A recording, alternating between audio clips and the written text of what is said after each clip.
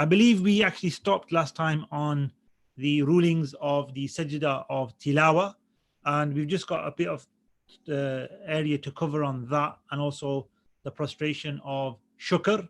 We got to the point of talking about the Sajdah in the Salah. So you're in your Salah, and now you've recited the Sajdah of Tilawah, right? What do you do? How do you perform that Sajdah? That is the question right now. We're going to answer that question of how do I perform the Sajdah of Tilawah if I recite that the Sajdah of Tilawah in my prayers, which will happen in Taraweeh as a congregation, and it possibly could happen by yourself if you were to read it yourself, which is very rare for individuals to do that who are not Hafiz or not learned or memorize the Quran. But nevertheless, these are the rulings for the one who recites Sajdah Tilawah in his Salah. Off you go, Hassan. That which the prostration can be carried out with and when to perform it. The prostration of recital may be carried out with either an additional bow or additional prostration in the prayer, other than the original bowing and prostration of prayer. That's right. So that first way that you can perform a Sajdah of Tilawah, a prostration of recital, is when you recite that particular passage of the Quran, as we explained last time. It's just the word of Sajdah, and add on to the word of Sajdah a word before or a word after. Now you have to perform the Sajdah of Tilawah. Okay, now how do I do that? I'm reading my Salah, I read this ayah of the Quran. You bow and you make the intention that that is the bowing of the Sajdah, and you stand back up and you carry on with your prayer. Yes, you can use a bowing, ruku', or you go into Sajdah, which is the most common and proper thing to do, a normal thing to do, and it's done. And you go into one sajdah, you do make with one sajdah or one ruku if you decide to ruku. You make that sajdah and then you stand back up for the continuation of your salah. So you read more Quran and then you'll go into ruku, sujood, etc. The first way you can perform that sajdah is by either a ruku or a sujood additional to your normal ruku and sujood in the prayer. Yep, next one. It can be carried out with the original bowing of the prayer, provided one intends it within that posture. Yep, and? It can also be accomplished with the original prostration of prayer, even if one does not intend to carry it out in that posture, provided one concludes his recitation with the verse of prostration and does not read more than the 2 verses after reciting it. Yep, okay, so what that means is you can use the ruku of your salah, not extra ruku, to count for the sajdah of tilawah. How does that happen? You're reading the Quran in the prayer and you need to prostrate. So you decide to go into ruku for your normal ruku of the salah. We're not doing extra ruku here, but you have to intend that. So you got to say, now I'm doing my ruku of salah. In this ruku, I'm also performing, so you're doubling it up, my prostration of recital. That is valid, okay? Likewise, you can use the sajdah of the prayer, the next sajdah that's going to occur. And when you go into ruku, you come out of ruku, you're going to go into sajdah, and that sajdah will count for your prostration of recital if you did it soon after the prostration was recited, the recitation itself. And it explains that means no more than 2 more ayat were read. So you read the ayah of sajdah, you read another ayah maybe, or a second ayah, but that's it. At that point, you decide to go into ruku and sujood. That sujood of the prayer actually suffices. Okay? If you read more than 2 ayat and you carry on reading the Quran, then that's it. You have missed the ruku, the sajdah, etc. And then you can't perform the sajdah of tilawah correctly for that situation. So that let's just go over that again. If you are reciting the Quran and you read the sajdah of tilawah in your prayer, then you will bow or prostrate, an additional bowing or prostration, and that will count for the sajdah of tilawah. You can use the ruku of your salah by intending to do that after reciting the prostration of recital, the recital of prostration, and doing that prostration by a ruku of the salah. And you have to make the intention though. So you're going to ruku, I'm intending this to be for the sajdah. Or you can, if you don't intend that, you're just going to sajdah itself. That sajdah after the prostration of recital can also count for your prostration of recital if it was within 2 ayat, meaning the prostration occurred 2 ayat or less after recitation. So literally you could finish your recitation and go into ruku, go into sujood, and that's fine. That covers your prostration of recital. This is the rules of it. Of course, the best method out of all of these, most common, the most well-known, probably the only practiced one, to be honest, is to do a separate sajda in the prayer, all the way down, make a sajda, and then stand all the way back, just one sajda, and stand all the way back up, and that's it. That's the ideal, most common, proper way of doing it. But all the other three methods we mentioned, a separate ruku, the ruku of your salah, or the sajda of your salah, can also be ways of performing the sajda of tilawah as well. Okay, Hassan, you got the four scenarios? Inshallah, I hope so. Okay, brilliant. Carry on, please. If a person hears the recital prostration from an imam and did not become a follower at all, or he does become a follower, joining the imam in a rak'ah of prayer, then the hearer is to prostrate alone after the prayer, according to the most evident view. Yeah, so that's the first part. Just explain that. So you hear the imam reciting a prostration, a recital, part of an ayah, sorry, which is a recital of prostration, which requires a prostration. So what do? If you don't pray that rakat with the imam, so you could join the imam, but you didn't join the imam in that rakat, so you missed the rakat, but you heard the recitation. And then you join the prayer, then you have to make a separate prostration outside of the prayer for what you heard. Or you never joined the prayer at all. So you either joined after the rakat, or you never joined at all, right? So if you hears it from outside, and you never joined the prayer, or you joined the prayer but in another rakat, the next rakat, or the one after that even. So you didn't prostrate with the imam at any point, or you didn't join the same rakat, then in that case you will prostrate after the prayer, or a separate prostration. So you just have to do normal prostration of recital because you heard that and you were outside of the prayer and you never got that prostration in any other way. However, as we're going to learn now, what if you join the imam on the same rakat he made the prostration? Off you go, Hassan. Though if the person joins the imam before he prostrates, then he is to prostrate with the imam. Whereas if the person joins the imam after he prostrated, though his joining was in the same rak'ah the verse was recited in, then the person is judged to have accomplished the prostration. Yep, right? So what that means is you now join in the rakat the imam recited or is going to recite this ayah of tilawah. Now, if you joined before he recited it or before he prostrated, and then you prostrate with the imam and you've done the sajda of tilawah. Okay, that's straightforward. You joined, he recited, you went to sajda. He recited, you joined, they went to sajda together as well. Doesn't make a difference. If you perform the sajda because the imam's in sajda, you join him. So it literally could be that question might arise. Well, I come to the prayer and they're in sajda, the imam and the followers. I did Allahu Akbar, went to sajda. I did Allahu Akbar, joined the prayer. I went to sajda. They all got up to stand for the rakat. Like, was that the end of the first rakat or what's going on? Later on, you realize it was sajda of tilawah. That's fine. Doesn't matter. If you make the sajda, it's done, right? And you'll carry on the prayer, realizing, oh, actually, that was a sajda of tilawah. They're not praying extra rakat. They were just doing a prostration. They've done 2 rakats. That was Fajr, let's say, and Fajr is done. Right? They must have done a prostration of recital when I joined, right? It's obvious. You should figure that out. However, if you now hear the prostration of recital and you're not in the prayer and the imam and the followers prostrate, then they get back up and then you come and stand next to the imam or next to the followers behind the imam and you join the prayer, but you haven't prostrated, right? But you join in the same rakat. In this situation, you have been considered, hukman, it says there, right? By ruling, you are considered to have prostrated that prostration with the congregation, and you don't have to prostrate for that particular prostration of recital. Okay, because you join the same rakat, you've got the rakat with the imam. That's considered to be the sajda as well, and your sajda is done. Okay. A verse of prostration that is recited in the prayer must be carried out in the prayer. If not, then it cannot be made up after the prayer. Yeah, exactly. So anything that's recited in the prayer, it has to be in the prayer that you make that prostration. And if you miss it, then there's no such thing as making it up. Okay, you after the prayer, there's no, oh, I missed that prostration, I'll do it now outside of the prayer. No, you can't do that, right? Bismillah. if a person recites a prostration verse outside of prayer and then he prostrates and then enters the prayer and recites it once more, then he is to prostrate again. Though if he did not prostrate for the first one, then the prostration in the prayer suffices for the two, according to the most evident view on the matter.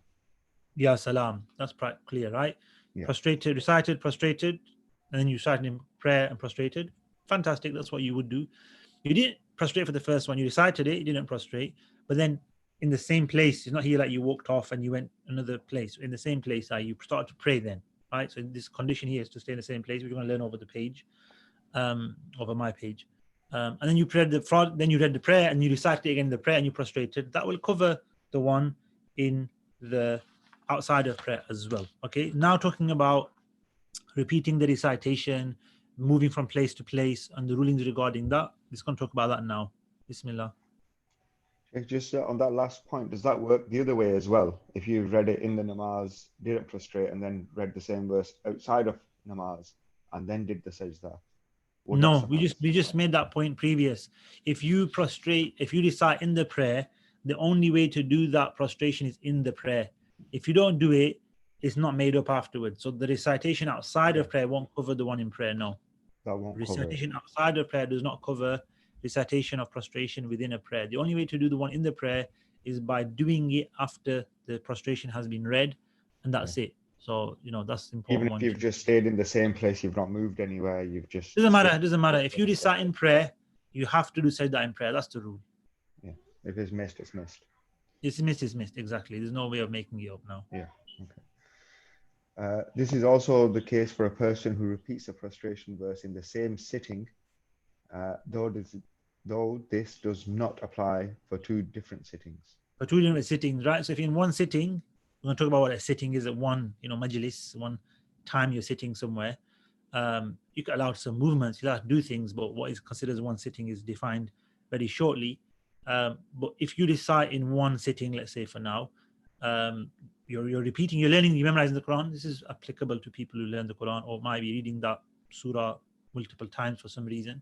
Then if you're reading that surah, let's say 10 times in space of 10, 15 minutes, and you're repeating it, you only have to do one prostration and it covers all the recitations, right? So if you repeat the same ayah of prostration multiple times in the same sitting, one prostration will suffice for all of those recitations. What is a sitting? If you want to carry on, Hassan. A sitting is replaced with another when one simply moves away from the first area.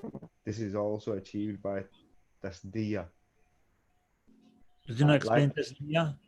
No, it doesn't. It doesn't. Okay. So basically, it just says moving away from the first majlis, and it then explains that below. So all the different scenarios. But what it means is, if I'm sitting in this room. If I leave this room, I've changed majlis. Okay, right? If you're reciting in your car, for instance, and you leave your car to go somewhere and come back, you change majlis, right? You go to the shop. So moving away from the room, the space you're in, would change majlis. If you are in the open, then the majlis is, they say 3 steps. Okay, meaning if you're out in the street, when would you change? You recited it now, you walk 10 steps, you recited it again, that's a different majlis. You recited it now, you took 2 steps, you recited it again, 1 majlis. So generally in rooms, it's moving from the room in like small areas, let's say. A room is considered as, a majlis. So you can walk around a room and recite, that's fine. But if you're in an open area, a large area, like a hall, like the outside on the road, then 3 steps. So you can walk 2-3 steps, but then after that, it's considered to have changed majlis. That's generally the rule. There are certain circumstances, that's going to be mentioned here. One of them is even if you're doing tasdiyah. Tasdiyah meaning you change majlis, you take 3 steps doing tasdiyah. Tasdiyah is the old method, I think it's called weaving, maybe, of fabric. So fabric has I think it's called a warp and a weft, I'm not 100% sure. And they used to put, obviously, 2 ends of the room or however long they want the cloth to be, several meters, let's say, and they put the threading, the fabric is made up of, little threads like this. On this one, you can actually see it. My clothes, you can see the weaving because these are usually handmade cloths. They still make them handmade, some of them. A lot of them are machine made, like machine aided. They're still handmade, but they use the machines to do all the warping and wefting, whatever it's called. In the olden days, all manual. There was no machines, right? Cloth was made very expensive because of the manual labor that went into walking back and forth, doing this weaving and everything, right? Which made cloth, which obviously was expensive. And now we've got machines that do all of that, right? You get cloth at the end of them, right? It's not as regarded as a valuable as obviously handmade stuff, right? That's much more prized and expensive. Different topic altogether. But if you're walking back and forth doing this, yeah, that would be considered changing majlis. If you're taking, so somebody's reading Quran whilst they're doing that, which is a brilliant thing to do whilst they're working, making weaving cloth, right? Then okay, I'm reading the Quran, I've got Sajdah of Tilawah, I've read it several times. Well, you're moving, so each time probably is a new recital, right? It's not the same majlis. I was in one place, I was walking 7 meters back and forth. 7 meters is 7 steps, 8 steps. That's too many. You're changing majlis. That's what it means here. Even if you're in one space, but it's quite long, right? You're moving back and forth like that. So in a big room, like I said, a hall or something, big room, it doesn't matter. The several steps would be changing majlis. Small rooms like our homes that are 3-4 meters by 3-4-5 meters, sometimes 6-7, that's considered one room. Don't worry about that. It might be slightly bigger in some houses, but it's just a room. If you move around a room from one sofa to another sofa, it's not considered to be changing majlis. If you leave the room, it is.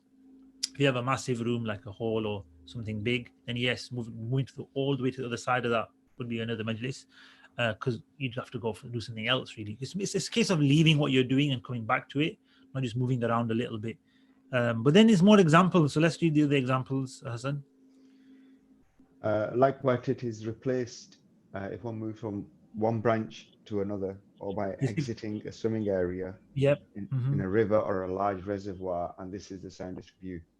Yeah, so you're on a tree, random example, one branch, another branch is end of. If you're swimming, majlis, and if you leave that and come out, if you're reading Quran while swimming, reciting this, then you go do a prostration. When you come out, this considered to be a new majlis, a new gathering, a new sitting. Also, if you want to carry on, what does not change things? That which does not alter a sitting. A sitting is not replaced by moving from one corner of a small house to another. Small room, not house. The bad it says translation. house. It says house. It's a bad translation. Okay. It should be small room. We said this earlier. We were explaining earlier applies. In the Arabic, it says bayt, which is commonly used for house, right? People think bayt is house. Bayt actually means a room. Bayt is actually classical Arabic where you spend the night, i.e. your sleep bedroom. That's the bayt, right? The now is used for a full house. And in the commentary, it says a small house, a small room, sorry. So if you're in a small room, moving around a small room, that does not change your majlis. Small room, huh? We said a big room, several meters long, tens of meters long, that whole type room, big room. Then to the other side of that room would be another majlis. You're walking so far away to do something else. You're leaving your recitation, or you're just going too far. Carry on, please. Likewise, moving from one corner of the mosque to another does not replace the first sitting, even if the mosque is a large one. In mosque, this is important because we said this in terms of the congregation. In terms of the congregation, this is again a rule we can apply to COVID-19. People need to understand this. People have been saying, I think you might have even heard this, Hassan, your prayer is not valid if you stand so far apart from the imam. Yeah, people are standing 2 meters apart, 3 meters apart, etc. Or they're not valid prayers. Why they're praying like that for? They don't know what to do, right? People unfortunately jump to conclusions, and it's not good to have gaps in the prayer, in the lines. Of course, that's well-known rule in Islam, in the congregational prayer. You don't leave gaps for shaitan, for, etc. But obviously for the regulations we've got now of the social distancing and just being safe and not obviously exposing each other to the danger, the germs, the possibilities that are there, we take our caution and be careful. You can have gaps, in the masjid. It doesn't matter if there's a gap between you and the imam, or you and the next row, or you and the person next to you. It doesn't matter in the sense of validity, right? It doesn't make the prayer invalid, okay? They say the hukm al-masjid, hukm wahid. The hukm of the whole masjid, actual prayer area, is one ruling. So if you are in that area and you're reciting the Quran, and you recite a sajdah of tilawah, and you walk around the whole masjid, you're doing circles, right? Reading, and you're doing 50 meters, because a big man, mashallah, hall, doing 20, 30, 40 meters, it doesn't matter. It's considered to be one majlis, one hukam, right? One ruling. It's like the whole masjid has one ruling. So yes, you could literally, not that you would, but you could pray at the back of the masjid hall and follow the imam at the front, and you could be 20 meters apart. Ridiculous to do that, I know, but it technically is valid of course it's disliked. So when we're doing these prayers with social distancing, there's nothing wrong with that if you're in the masjid. This is for the masjid though. Outside of the masjid, this ruling doesn't apply. Outside of the masjid, the ruling is, I think we did this before as well, if you recall. The ruling is if there's a gap between you and the next row in which a car or a vehicle could pass, like a road, it's basically become a road, you left that bigger gap, then that means you are detached yourself from the congregation. Of course, you can have congregations outside of the masjid, but what's the rules of keeping it together? You can't leave a gap. You can leave a gap, but you can't leave a gap big enough for a cart, they say in olden days. Now we say a car, right? Just a vehicle, a normal vehicle, which is a car, to pass through. If a vehicle can pass through, it's too big a gap between you and the people in front of you, and that will make your prayer disconnected from the congregation. So you're not following the congregation. So yes, if people are praying outside, doing Eid in the park and all this kind of thing, which I don't know if it's going to go ahead this year or what the guidelines are and the local governments are saying, but regardless, there will be Eid prayers to some extent. Obviously, the masjid can accommodate certain amounts with the rules. Within the masjid, it's fine to be separated. It doesn't affect the fact that you're following the imam. No gap actually in the masjid affects it. And a small gap of 2 meters. I mean, I've been to pray a few prayers in the masjid and we stood 2 meters apart. It wasn't a problem. We followed the imam. There's nothing wrong with that. And similar would apply for other prayers as well within the masjid. And the rule here we go back to is if you're in the masjid, it's all one ruling. You can walk around. It'll just be one recitation. It'll be many recitations, but it'll just require one prostration for all those recitations because you haven't changed the gathering. The majlis, the place where you are reciting is considered to be unified and one due to the masjid being considered to be as such. Okay, Hassan, if you want to carry on. Being on a moving ship does not alter a sitting. Yep, moving ship doesn't alter, straightforward. Next one. A sitting is not replaced by offering a rakat of prayer. Likewise, a sitting is not replaced by offering 2 rakats of prayer. Yep, same straightforward, I think, as well. Carry on. Drinking, eating 2 mouthfuls, or walking 2 steps does not replace a sitting. Likewise, it is unchanged by leaning on something or sitting and standing in the same spot, or by mounting and dismounting a beast in the place one recites the verse of prostration. A sitting is not replaced if one repeats the verse of prostration in his prayer upon his moving beast. Yeah, that's not going to be very practical and good and normal, but yeah. So the first ones are easier in the same place. You might take a sip of water. You might eat 1 or 2 morsels of food. You might take 1 or 2 steps, right? In an open area, not in the masjid. Already told the masjid is 1. If you take a couple of steps, it's okay. 3 steps, you said, is too much. Leaning, reclining, in the split, riding, getting on a vehicle, getting off a vehicle, in the spot where you are reciting, not getting on the vehicle, driving, and then getting off in the same place. If you got in on and off, it doesn't count as a change. And even if you're on a vehicle, or it says here on an animal, and you're praying and you're moving, and then you recite the Quran in the prayer, which, like I said, you wouldn't really recite prostrate al-ayah multiple times, but the ruling is there because it's considered, the whole concept is considered to be one majlis.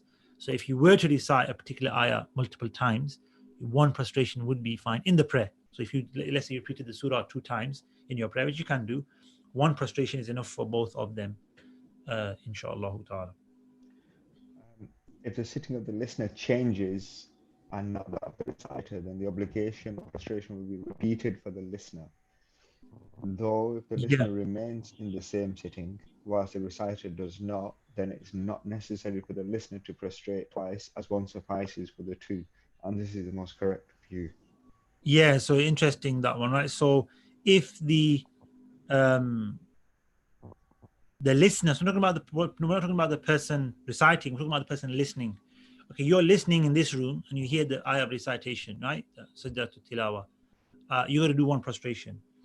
If you change where you are, yeah, and the person reciting, let's say, is outside in the corridor or something, right? He stays where he is, but you go to another room and come back. It's a new majlis, right? You change majlis, you went out and in, or you hear him in the outside in the other room. You have to prostrate twice because you heard him in 1 majlis and then you heard him in another majlis, right? He only has to prostrate once because he's remained standing or sitting wherever he was. Okay, so the requirement is repeated for the listener if he changes majlis, yep, and the reciter doesn't change majlis. So reciter is one, but you, because you changed, you went different places and you're hearing in different places, even from the same person in the same place. That doesn't affect you. What affects you is your place, and therefore you'd have to repeat or do more prostrations for every time you change your majlis. But of course, not the other way around. It makes sense, obviously, the other way around. What is the other way around? That you were in one place and that person was moving different places. Okay, you don't have to repeat your recitation. He will, of course, right? So his recitation will make his prostration for every majlis he's in, but you're sitting here hearing it from there, then from the other room, then he's come to see you in this room, then back out there. So maybe several places, changing majlis, changing gathering, sitting, but you're staying in one place. You're sat here listening to it 10 times. You have to do one prostration regardless of how much that person moves, right? So what does it mean? It means that the necessity doesn't repeat for the listener if the reciter is moving, but the necessity of prostration repeats or is increased for the listener if he changes where he's sitting. The listener changes where he's sitting. Yeah, straightforward but interesting. Next one. It's just, I don't know if we covered this bit on it, but is wuzu a requirement? We're coming on to that. We haven't covered it yet. All right, okay, sorry. Okay, so we're on the branches now here. It is disliked to recite a surah and leave out the verse of prostration, whereas the opposite is not disliked. Yeah, so to say that him reading this surah of the Quran, oh, I have said that, let's jump over that. That's bad. It's just severely disliked because you're abandoning part of the Quran just for the sake of laziness, sake of disrespect almost to the Quran by not reciting it. Why not prostrate? Of course, you might not be in the right situation to do it, but yeah, prostrate later. Why? You can't jump over parts of the Quran, but not the other way around. Not I want to single out this ayah to learn it, to take the blessings of it. Any ayah you can single out. So nothing wrong with singling out, as in for a reason, for a recital, for learning, not a problem. Upon reciting a verse of prostration, it is recommended to add another verse of the Quran to it. Yeah, so that's it's not, like I said, it's better. You're going to isolate it, that's fine, but it's better that if you are reading it, then to add an ayah to it. So not here talking about prostration, just about reading the ayah. I want to read this ayah of Sajdah, read it. Add something to it, don't just single it out. That's better. It is preferable to silently recite the prostration verse from people who are not ready or ardent to perform it. Yeah, so if you think people are not going to really be responsive, or they're actually not in wudu, or they're just lying around in the masjid or whatever, then don't read it out loud to make them prostrate. Keep it a bit quiet so that it doesn't affect them. This other, just respect. But if they are, you think, they're not going to be problematic for them, read it and they'll prostrate. That's fine as well. When a person is offering the prostration recital, it is recommended to stand for it and then prostrate. And the hearer of the verse is not to raise his head from the prostration before the reciter. And the reciter of the verse is not to be ordered to advance forward, and the listeners are not to be ordered to line up in rows. Rather, they prostrate as they are when they hear it. Yes. Okay, so what that means is not like a proper, it's not a prayer that you have to be in congregation, etc. But there is one etiquette, is that you stand up first of all. So you might be sitting down. You can go from a sitting posture to a prostration on the ground. That's fine and not a bad thing. However, it's better. It says nudi, but it's recommended to make it a full-on prostration from a standing position. It has more effect, let's say, of submission and surrender. To stand up, you recited the prostration, you're sitting down, right? Stand up, Allahu Akbar, and go and do your prostration. If there's multiple people doing the prostration, because they've all heard it, it's not a congregational prayer, right? Then the listener, so it's outside of prayer, the listener should wait for the reciter to come out of Sajdah first. So he'll recite it, he'll go into Sajdah. He's going to Sajdah of Tilawah, you're going to Sajdah as well. You should. You don't have to follow him, but you're going to Sajdah. Then you should wait for him to come out of Sajdah and you come out. That's not a congregation, that's just the etiquette of prostration or recital if multiple people hear it. So that, for that reason, because it's not a congregation, you don't have to be in the person reciting could be behind everyone at the back. Doesn't matter. Doesn't have to go forward and lead them or anything. It's not leading them. And the people who are listening might not be in a row like praying. They might be in random places. They don't have to get into a row to prostrate. They just, as it says, فَيَسْجُدُونَ كَيْفَ كَانُوا, they just prostrate as they are. The idea is to prostrate. It's your own prostration, and you just prostrate as best as you can. And then the answer to your question is next, Hassan. The conditions which validate the recital prostration are the same conditions of prayer, with the exception of the opening Allahu Akbar. Yeah, right. So wudu, qibla, covering the aura, everything of prayer, right? So yes, wudu is required. Yes, covering the aura is required. Yes, facing the qibla is required, etc. But apart from the opening, so you don't have to go into salah like Allahu Akbar, you end salah, and then Allahu Akbar in prostration. No, just go straight into the prostration. Like everything's ready, facing the qibla, Allahu Akbar, and just go straight into the prostration, which is described next. The recital prostration is performed as such. The individual prostrates once between two takbeers that are sunnah. There is no recitation of the tashahhud or finishing salams. Yep, straightforward. So it's like Allahu Akbar, you go and prostrate, Subhan Rabbi al-A'la 3 times, and there's other du'as for that are specific to the prostration of recital. You can learn them and practice them. And then you say Allahu Akbar and you come out of the prostration. That's it. There's no taslim, there's no tashahhud, there's no salam, etc. So that concludes the section on Sajdah to Tilawah. We've got a small section on Sajdah to Shukr. So please, if you can read on, Hassan. Prostration of gratitude. The prostration of gratitude is disliked according to Imam Abu Hanifa, in which one is not rewarded for doing, and its abandonment is better. However, Yep. Imam Muhammad and Imam Abu Yusuf held it is an action that brings one closer to Allah, in which one is rewarded for performing. Yeah, so this is important that first of all, by the first time you've read that, you're like, wait a minute, what's going on here? Imam Hanifa is saying an act of worship is disliked and there's no reward for it. That's not what he means. That's not exactly what is to be understood from this. It's important to understand the hadith of the Prophet ﷺ, and the ulama took the rulings not from their own opinions, but just what they thought, but what they understood from the Quran, the Sunnah, right? They're trying to explain the Quran. So hence there's a difference of opinion on many issues because there's interpretation differences. So we learn in the Quran and Sunnah the Prophet would prostrate and show thankfulness, and this is where the concept of sajdah to shukr occurs. However, Imam Hanifa, looking at those hadith, took the understanding that he would make prostration as part of the prayer. And there's many examples of how the prostration is used to refer to the Prophet prayed, right? He prayed. So Imam Hanifa said, and actually it's kind of higher level, if you like, and a more stricter opinion, because he's not saying that prostration is bad. He's saying, look, you can't thank Allah with anything less than 2 rakats. Prophet ﷺ himself kept 2 rakats. That's when he prostrated, he prostrated within 2 rakats of prayer. So Salat al-Shukr is legislated, is mashru'. Sajdah al-Shukr has to be within Salat al-Shukr. Okay, that's what Imam Hanifa was saying. So in the wording here, it kind of seems like just negating the idea of a prostration of gratitude. No, there's a prostration of gratitude, but it's within the prayer of gratitude, if you think about it. Whereas the other scholars, including the Sahiba and his 2 students, Imam Muhammad ibn Hassan and Imam Abu Yusuf, they said they have different opinions reported from them. But in one of the opinions, it's reported that they said, yes, you can isolate one sajdah and make that a sajdah of gratitude, thankfulness, and you will be rewarded for that. So both are mentioned here for us to tell us, look, practice, if you want to do 2 rakats and take the more stricter and stronger, like a more difficult opinion, it is, because you have to play 2 rakats. That's more required of you, but it's better, of course.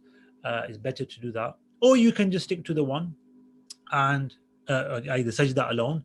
And that is an opinion of scholars, and we can follow that as well. So if you have been doing that, thinking, I've been doing that all my life, I thought that was a good thing, yeah, it's fine.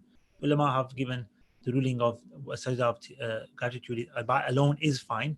But yeah, you should maybe think of praying 2 rakats sometimes for shukr as well. That's a higher level, if you like.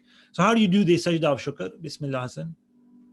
The prostration of gratitude is performed similarly to that of the recital prostration. Exactly. So Allahu Akbar, go into prostration, do your tasbihat, you can do du'as as well, then Allahu Akbar and you come out of prostration. As simple as that. So the same as we explained the prostration recital. This intention is different. Your intention here now is shukr. Your intention there was to fulfill that wajib, the obligation of the sajda of tilawah. And then it mentions a little act of worship that has been mentioned in some of the books, a way of fulfilling our needs. So if you have a need, you have difficulties, you want to get over something, فائدة مهمة لدفع كل مهمة. A big faida to remove major problems, right? What is that? Bismillah, Hassan.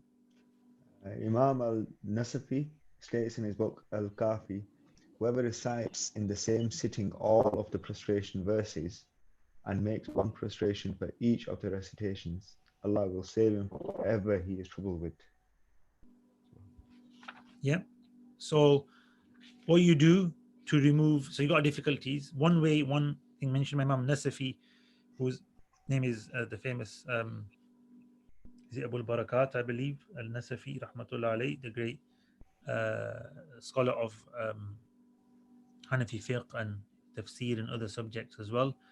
In his book Al-Kafi, which is a book in Hanafi principles and fiqh, which is similar to the Hidayah, I believe, or it might be commentary of the Hidayah, or similar to the Hidayah. It's linked to that book, the famous Hidayah of Imam al-Marghinani.